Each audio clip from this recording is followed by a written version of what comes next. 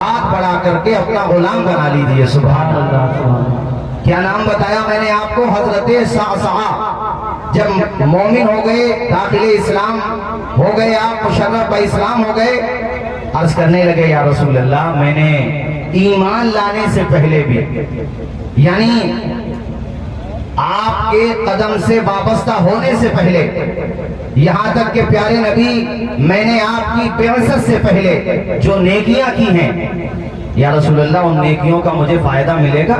کلمہ تو میں نے آج پڑھا ہے، لیکن میں نے جو اچھائیاں کی ہیں، جو نیکیاں کی ہیں، ان کا مجھے ثواب ملے گا، فائدہ ملے گا؟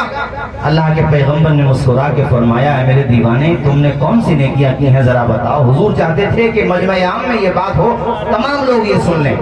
انہوں نے عرض کیا یا رسول اللہ میں دل کا بڑا نرم رہا ہوں، مجھ سے کسی کا دکھ درد دیکھا نہیں جاتا تھا۔ کہا حضور نے مسکرا کے فرمایا بتاؤ، کوئی اپنی بات بتاؤ، تم نے کون سی نیکیاں کی ہیں؟ سرائے ترین سنبل، دور و دراز سے آنے والے فرزندان توحید و رسالت سنو، نرمی رحم دلی، ایک دوسرے کے دکھ درد کو سمجھنا۔ اور یہ ماہ محرم بھی شروع ہو گیا ہے، آج چاند بھی نظر آ گیا ہے۔ کربلا کا ایک پیغام یہ بھی ہے کہ حسن اخلاق کی انمول نشانی دے دو، غم کے ٹھہرے ہوئے دریا کو روانی دے دو۔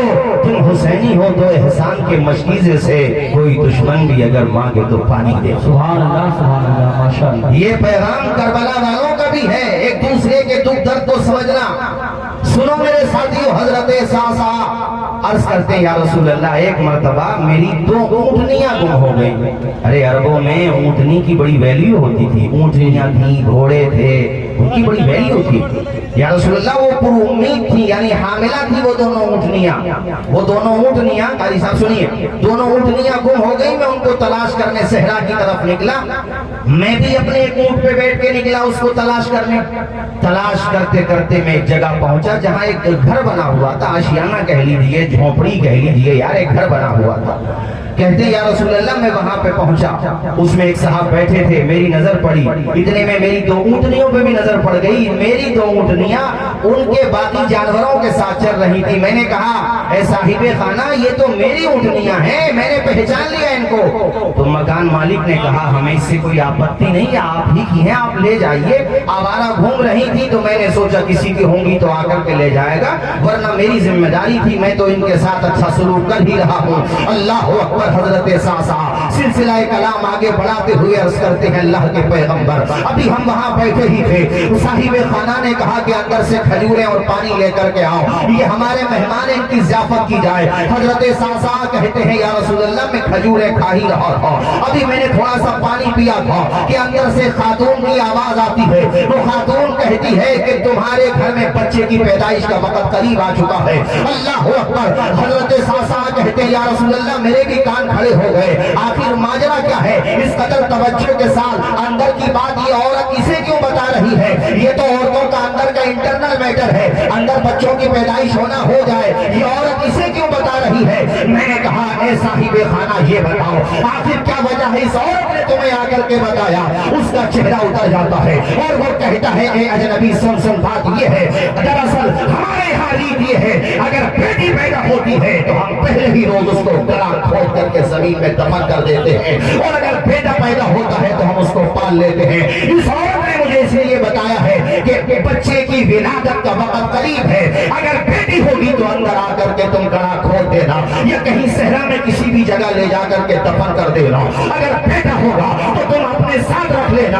اللہ اکبر۔ حضرت صعصعہ کہتے ہیں اللہ کے پیغمبر میری آنکھیں بھیگ گئیں، دل کا پیمانہ آنکھوں سے چھلک گیا۔ یا رسول اللہ میرے پیروں تلے زمین کھسک گئی کہ تو کیسا باپ ہے، اپنی بچی کو زندہ گارنے کی باتیں کرتا ہے۔ میں نے کہا کیا تمہارے سینے میں دل نہیں ہے؟ تمہارا سینہ کتنا کس قدر پتھر دل ہو چکا ہے، تمہیں شرم نہیں آتی؟ اپنی بیٹی کو زمین میں گارنے کی باتیں کرتے ہو۔ اس نے کہا صاحب ہمارے یہاں کا کلچر یہی ہے، ہمارے یہاں کی تہذیب یہی ہے، ہمارے پورے پریوار میں کسی کو داماد بنانا بہت برا سمجھا جاتا ہے، بیٹی کو منحوس سمجھا جاتا ہے، اس لیے آپ اپنا کام کیجئے، آپ کی 2 اونٹنیاں ہیں لے جائیے ساتھ میں اور یہاں سے چلتے بنیے۔ حضرت صعصعہ کہتے ہیں میں نے اس سے منت سماجت شروع کر دی۔ میں نے کہا اے ظالم باپ اگر تم اپنی بیٹی کی پرورش نہیں کرتا تو ایسا کر اپنی بیٹی میرے حوالے کر دے، تیری بیٹی کی پرورش میں کروں گا۔ ذرا زور سے بولو سبحان اللہ۔ دوسرے کی بیٹی ہے اور صعصعہ کہتے ہیں یا رسول اللہ میں نے मुझे अपनी बेटी दे दे, तो सामने वाला कहता है हम तुझे अपनी बेटी दे दें, इसके बदले में तू हमें क्या देगा, इसके बदले में तू हमें कीमत क्या देगा। ओ साथियों मेरी तरफ देखो, मैं अल्लाह के पैगंबर की हदीस सुना रहा हूँ, प्यारे नबी के सहाबी की दिलचस्प दास्तान सुना रहा हूँ।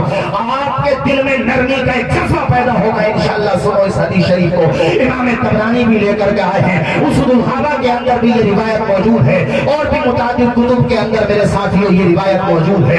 अल्लाह अकबर, हुजूर की चश्माने माज़ाग आंसुओं से तर हो गई। अल्लाह के पैगंबर ने फरमाया सहाबी आगे की दास्तान सुनाओ। वो रोते जाते हैं, आगे कहते हैं या रसूल अल्लाह, मैंने उस बाप से कहा, उस संदिल बाप से कहा, अरे तू अपनी बच्ची की अगर परवरिश नहीं करता तो मुझे दे दे, तू कीमत की बात करता है तो सुन, मेरी तो ऊँटनियां जो तेरे पास हैं तू अपने पास ही रख ले, अपनी बेटी मेरे हवाले कर दे। जरा जोर से बोलो सुभान अल्लाह। उसकी नरम दिली को सलाम करो, उसके जज्बे को सलाम करो, उसकी हिम्मत को सलाम करो।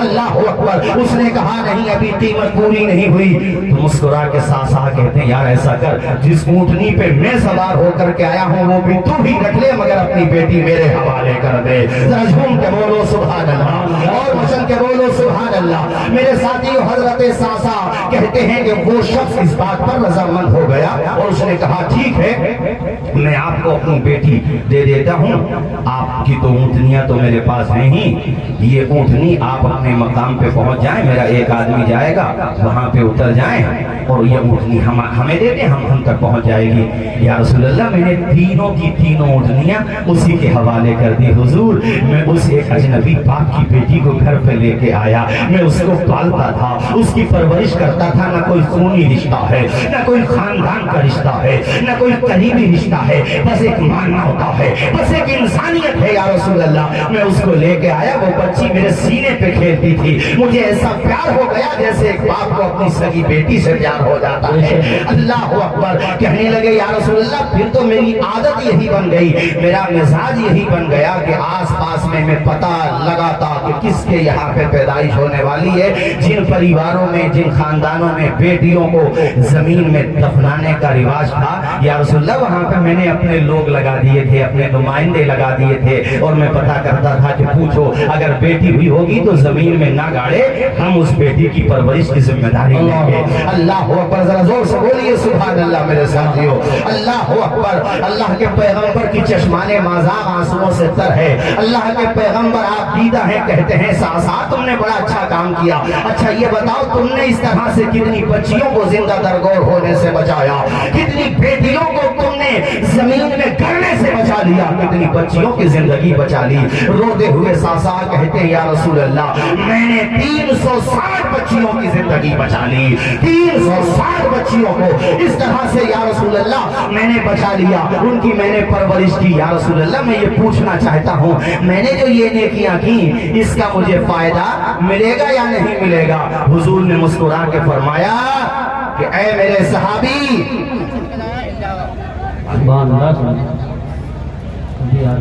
आप हमारी तरफ देखिए, उस तरफ कुछ लोग, बाकी तो माशाल्लाह आप सब ठीक बैठे हैं, बैठ जाइए। आप भी बैठिए, क्यों खड़े भाई आप लोग?